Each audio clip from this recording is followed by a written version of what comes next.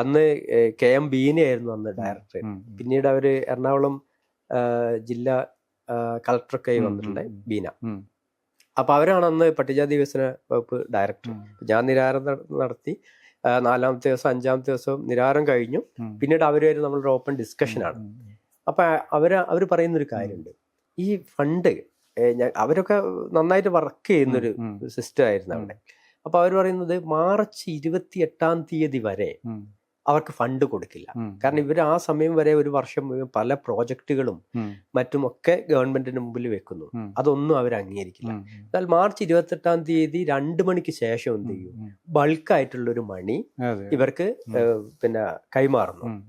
പക്ഷെ 2 ദിവസം കുത്തിരിഞ്ഞ് ഉറക്കൊഴിഞ്ഞ് ചെയ്താലും ഈ ഫണ്ട് മുഴുവൻ അവർക്ക് പിന്നെ യൂട്ടിലൈസ് ചെയ്യാൻ പറ്റും. അങ്ങനെയാണ് ഏതാണ്ട് 40-60% ഫണ്ട് എല്ലാ വർഷവും ലാപ്സ് ആവുകയാണ്. അപ്പൊ ഇങ്ങനെ ലാപ്സ് ആവുന്നുള്ളത് വളരെ കൃത്യമായിട്ടുള്ള ഒരു കണക്കാണ്. പക്ഷെ ഈ ഫണ്ട് ഉപയോഗിച്ച് പോലും ഈ ഗ്രാന്റ് നൽകാനോ അല്ലെങ്കിൽ ഫണ്ടില്ല എന്നുള്ള ഒരു വാദത്തിൽ ഒരിക്കലും അടിസ്ഥാനമില്ല എന്ന് ഞാൻ പറയുന്നത്. ഈ പട്ടികവർഗ വിദ്യാർത്ഥികളുടെ അവസ്ഥയും ഇതേ ആക്സസിന്റെ പ്രശ്നം കൂടി ഉണ്ടാവും.